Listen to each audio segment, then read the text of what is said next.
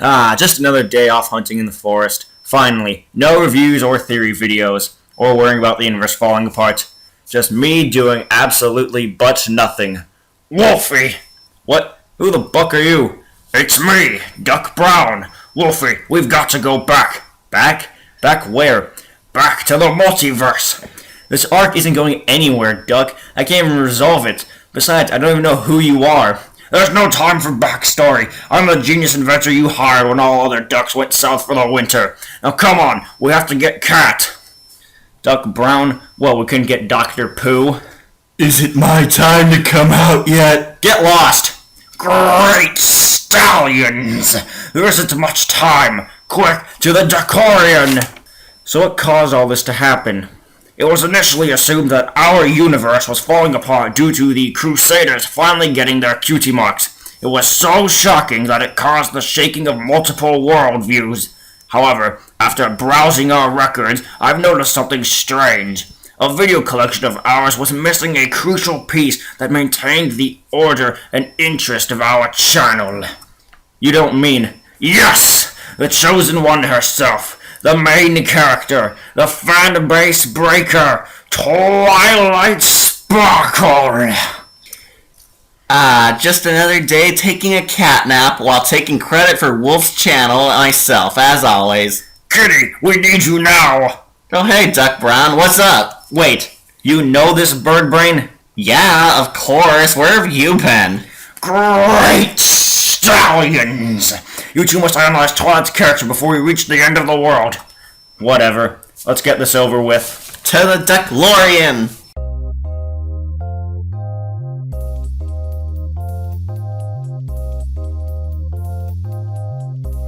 So, here we are, debating Twilight Sparkle, the main character. The Chosen One herself, the main character who started out this entire series. It's strongly implied by the writers that Twilight is actually some kind of savior, messiah-like figure in the My Little Pony show, and she's destined for something greater. Lauren Foster said this herself. However, is she a good character, or is her character starting to go downhill right now? For me, I'm going to look more at the bad aspects, while retaining some of what makes her good. While I'll be looking at most of the good aspects while acknowledging some of the bad aspects, but I like Twilight just as any other fan, which is why you should root for me in this argument. So, let's begin with, what else? The start. So it starts off with her being just a cold loner who just wants to pretty much study for the rest of her life to become the greatest wizard. Hey, if anything we learned, hard work gets you things in life. It's not her fault she believes that science and technology will help benefit her in the future. Yes, it's the fault of the society, saying that hard work is evil instead. However, a part of that also goes to, because she's so antisocial, that can also make her a sort of weaker character. How so? Well, she won't make a whole lot of friends. Plus, we later see that somehow she actually had friends, which she forgets about. But this is about Twilight's character development. From the very start, it's about her change of character. She goes from this aloof loner into a much friendlier, optimistic girl by the end after letting her friends go in through the hardened wall that surrounds her, showing the tender side of Twilight that she really does want friends deep down. Yes, deep down, as she later becomes a princess of friendship through plot. So let's look more into some of the other episodes that build her up. Ticketmaster, to where she couldn't decide who to give a ticket to. That just shows how much she's gained love for her friends. It's hard for her to choose. This was previously a pony who didn't want friends at all, but these ponies actually grew so attached to her that she couldn't choose which one, and had trouble deciding for herself. That would all be good, but it later becomes entirely pointless at the end when Celestia just gives all of them tickets. Couldn't she have done that in the first place? I mean, she is smart. That's Celestia's fault. She's a troll. You all know that. Yes, Trollestia strikes again.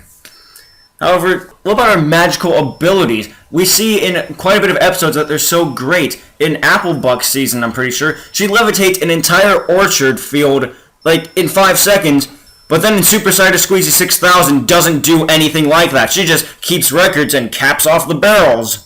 Well, it was Apple Bloom and Pinkie Pie who volunteered to buck the apples. Yes, but they didn't need to do that in the first place if Twilight remembered her magical abilities. Just like teleporting. She could have teleported into the treehouse but instead She was so focused on just getting to the treehouse that by flying there, she forgot that she literally could have teleported there in 5 seconds.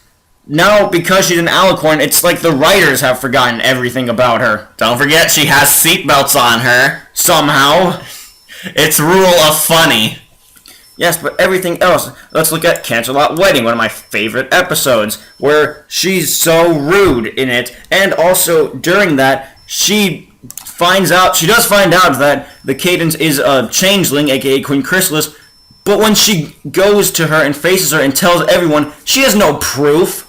I mean, it's literally me saying, I'm placing you under arrest for something you may or may not have done without any evidence backing it up. Clearly, Twilight's care for her brother overshadowed her rationality. Twilight did discover that Cadence was actually evil. However, we do find out it isn't Cadence, it's actually a changeling, aka the My Little Pony's equivalent of a succubus, but she didn't know that it was really an imposter pretending to be Cadence. And thanks to her, she actually does save Cadence thanks to her errors, getting her thrown into hell, or what looks like hell apparently at the end of the part 1. But thanks to her mistakes, it actually did benefit. She wouldn't have found Cadence down there. She would have attacked the false Cadence and they would never find her. Yes, and her emotions almost caused her to kill Cadence in the same episode in the caves. She was willing to kill her right there if it wasn't for Cadence in her near-death state, pretty much, to do that weird dance, Sunshine, Sunshine, Ladybug's Awake. Chrysalis used psychological warfare to trick her into killing the real Cadence. However, Twilight's rationality prevented that, and she actually gave time to listen this time to gain proof of what was going on. Hardly. Don't forget the episode before the Canterlot Wedding, the Mystery Express, where her detective skills came into play, and she uncovered who assassinated the Cakes' cake. Alright, I guess I'll give you that one. But, going back to Canterlot Wedding, why couldn't she defeat Chrysalis? Why couldn't they get the elements of harmony in the first place? Or why couldn't they just keep fighting through the changelings to get to the elements of harmony? You forgot, this was all Celestia's ego. At times she had like millions of guards scattered all across the place, and she was very overconfident that her people could protect it, especially since the groom is the captain of the royal garden, overseeing everything. She actually thought that she could escape this without having to sink into war, also because the enemy was stupid enough to warn her that they were attacking, but not saying when. But yes, again, her magical abilities are just forgotten. She has so much. In the first battle with Trixie, that was the whole thing. Because she has so much magical ability, she wants to hide it. Then Magical Duel, she shows off said magical abilities. That's because it took time for her to develop the confidence in her abilities. Remember, when Trixie was showing off, she was afraid her friends would ditch her and hate her for thinking she was a show-off, when really she did have good abilities, but she wasn't a braggart like Trixie, which is why she was made the more likable one. Alright. But because she defeated Trixie, that's probably one of the good things, as later in Magical Duel, when she once again defeats her. But then we learn that that caused Trixie to have a hate towards her. It wasn't her fault. She didn't know that. It was all Snips and Snails' fault, if anything. They're the bastards behind everything. They ruined Trixie's life. They brought the giant bear into town to wreck the place, and they got rewarded with it with mustaches. It's not Twilight's fault it happened. It was all Snips and Snails screwing over both of them. Okay, let's look at her as more of a diplomat. She couldn't do jack shit with the yaks. What are you talking about? She sent Pinky on her mission for her. She couldn't do jack shit about setting up a party for it. Oh, it's a party. It's probably easy. You couldn't sit down with them diplomatically. The Yaks were violent and didn't like things just because it's not their country. It's sort of a diplomatic thing that when you visit someone else's country, you don't act like yours is superior and wish it was like your own home. You have to get used to your surroundings, and Twilight eventually learns that. She clearly trusted Pinkie Pie with a huge task, which is something the old Twilight would never have done, and she actually trusted Spike to help buy time by playing the musical for him. Yes, but then Spike proved to be a complete failure again. Again, the writers hate Spike, not any of their faults. But still, it goes to show, if Twilight's this rational one, why couldn't she go through a rational approach? Just sit them down at a table and discuss what was needed. It wasn't a yak table. I know, talk about catastrophic. Then maybe they don't need a table. Alright, why don't we talk about Twilight's best moment, her fight with Tirek. You know what that was. The best episode in the series, in my belief. She and Tirak, aka My Little Pony's version of Satan, actually duke it out in a Dragon Ball Z-esque fight, and Twilight comes out winning in the end, even though she sacrificed her power for her friends. Again, something the old Twilight probably wouldn't have done in the first place. Yes, but did you remember how much power she was given? Instead, they thought the best course of action was to hide it. You have all the power of magic, probably in the universe, and you decide, no, I think I'm going to hide it, as well as keep my friends in the dark, which is later proves to be a stupid idea because they get captured. As we've established, Celestia is weak. She lost to Chrysalis, who worked her power off of Shining Armor's love, which is pretty much the most pathetic source of power if you say it out loud. Yes, but I'm still pretty sure that she would have beaten Tirak if she kept going through the fight, but instead she has to give it up and then get the Super Saiyan powers later. Tirak had her friends trapped in bubbles. Oh no! Bubbles! I have all the magic in the world, but bubbles are the thing that'll stop me. Well, it was subtly implied that Tirak would have executed them if she didn't give in, and she wanted to save her friends who she loved. She even went out of her way to save Discord, even though he betrayed them, showing you that Twilight herself is a very good leader, considering that she cared about a past villain, showing that Twilight does have a noble side to her. Noble, but does she also think too highly of herself within that nobility? Heck, she wanted to block out all jealousy from herself because she thought that she couldn't be jealous just because she's a princess. Clearly a mistake and more a part of her character development. As we've established, Twilight isn't a good princess, but she's slowly learning. That's what the new seasons are about. Twilight has to discover her place and know when to control her irrationality in order to become a better leader for her people. But sometimes that rationality leads you to the dark paths, aka Lesson 0. Ah yes, Lesson 0, where Twilight thought she had to send a letter every week. It just shows you how loyal she is to her princess and is consistent in making sure she satisfies her by sending back the response she promised on every deadline. Yes, but because of that, if she missed that one deadline, she thought that there was some chart that was keeping all of her flaws and that would send her back down to Magic Kindergarten. She was trying so hard to do this that when her plans don't work, she caves in. Hooffields and McColds, same thing happened. All of her solutions to friendship failed, and what does she do? Start ripping pages out of her friendship encyclopedia. But you forgot the one thing about Lesson 0 that we got out of it. That her friends have to write letters now? A funny episode and thousands of meme faces. Yes, that's the only good part. But it doesn't really help Twilight, saying that if anything goes wrong, she just caves in and goes crazy. What about her treatment of Spike? They're like brothers, sister, slave, pet relationship. Oh, I mean how she abuses him and how everyone else abuses him? What about when she comforts Spike and tells him that he is worthy of being one of their friends and actually helps him see the value in himself? And then next episode continues to beat the crap out of him.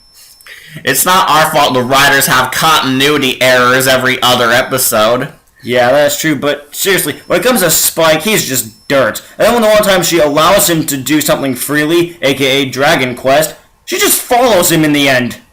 They can't trust him. But what about when she did trust Spike with the Crystal Heart to defeat Sombra? Her trust in Spike led to King Sombra's death, showing that Twilight did make the right choice in the end. Yes, but remember when she got Spike sick by leaving him on that block of ice in the winter? That was Applejack. She suggested it. But Twilight didn't help. Yes, she did. Who else would have fished him out of sea? Pinkie Pie? No, I think not. Also, what about Spike at your service? She doesn't pay attention to him at all. Because she's so invested in reading books for her master Celestia. She wants to get it done. Did you see how many books there were? She only had a weekend to do it. A weekend. It's not like she's being tested. Hell, we haven't even seen a real test given to her. She thought defeating Sombra was a test. She thought that was a book report. But she did it in the end, didn't she? No, Spike did it in the end. What about her life-changing episode, Magical Mystery Cure? Musical. Yes, where she single-handedly fixes her mistake by fixing all of the cutie mark mistakes, by having them all removed and reminding her friends of who they are, thus becoming a princess, something that was not foreshadowed at all, but was a surprise twist ending that benefited Twilight's character. How did that entire episode happen again? Starks rolled bearded, screwed up, and didn't finish a spell. It's all his fault. And Twilight read it aloud. It's all Twilight's fault that it happened. She's just fixing a stupid mistake that she did on her part, and then she ends up dying and becomes reborn. It didn't even rhyme. Oh, all spells have to rhyme, of course. Magic missile. I don't know how that rhymes with those G's.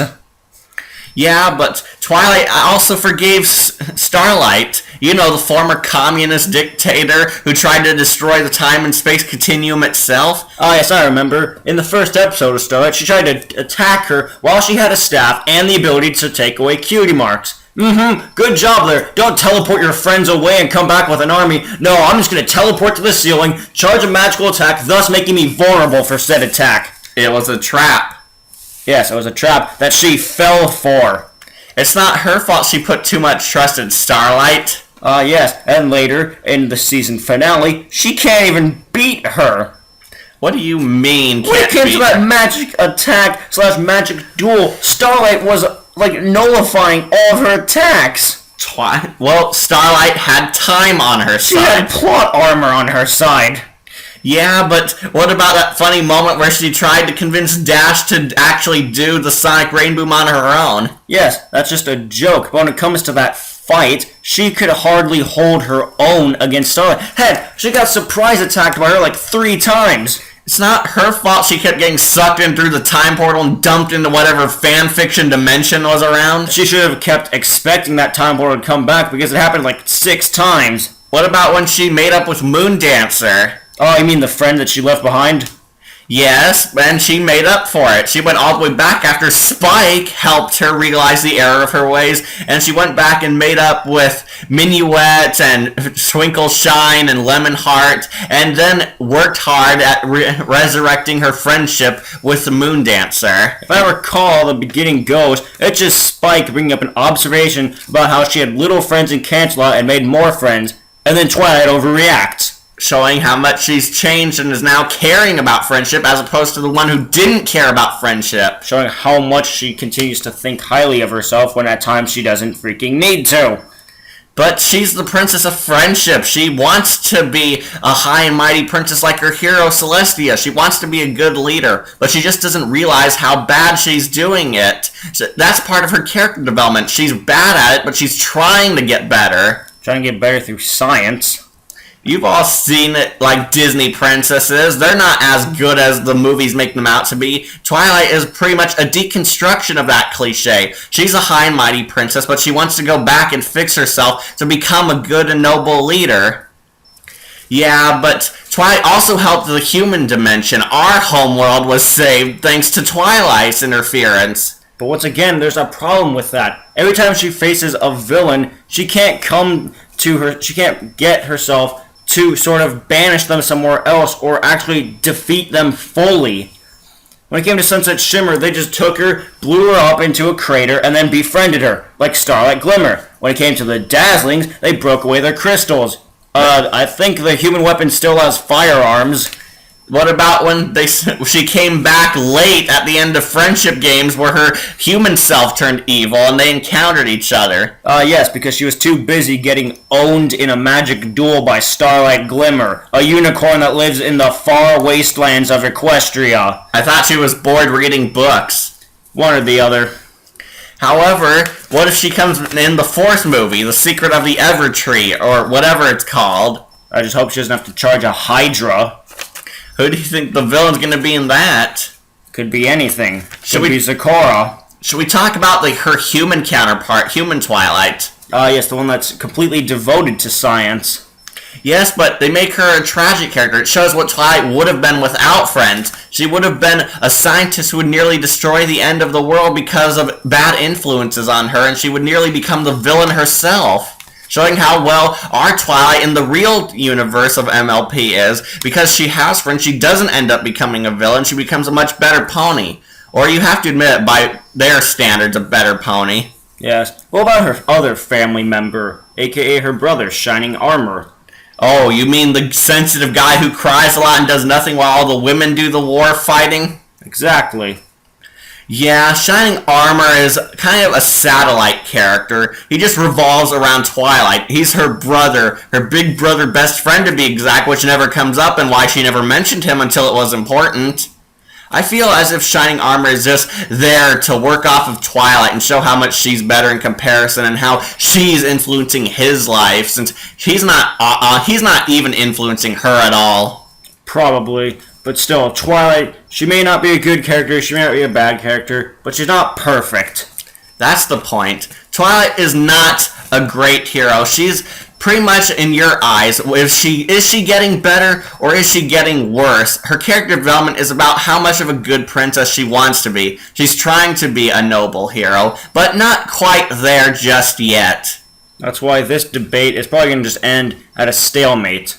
Twilight is both a character you love and hate. Sometimes you actually love her adorable personality, and sometimes you actually hate her for hypocrisy and forcing her beliefs onto others, which she's trying to get over, but not exactly good at. Don't forget, the writers can make continuity errors and screw up, so part of her flaws can come from that as well. Nobody knows. We can't guarantee that Twilight's the best character, but she's not the worst character. It's working! The closure of this arc is bringing us back together and closing our universal rifts. Our universes are mending themselves. We did it! Goodbye, alternate wolves. May we never do another complex arc again. Well, that is if the MLP series does something mind-blowing for the fanbase again, but that'll never happen. Yeah, what can they do? Make another theatrical movie release again? Well, goodbye, wolf of another life. And don't worry about that whole Starlight replacing Sunset Shimmer thing. Wait, what? Meow, wee! It's beautiful seeing our universe fix itself in poorly animated graphics, isn't it? What do you think, Duck? Duck? Duck? Hey, why'd you do that? I got hungry. No fair. I wanted to eat him. Well, you were too late. Just like this review. Sorry for the delay, people, but I've been too busy doing a lot of other things. Hopefully you still join me for other such reviews, and possibly other in-depth character analysis. I'm Wolf. And I'm Catastrophe. And we'll see you later. Wait, I've come from the future to warn you that...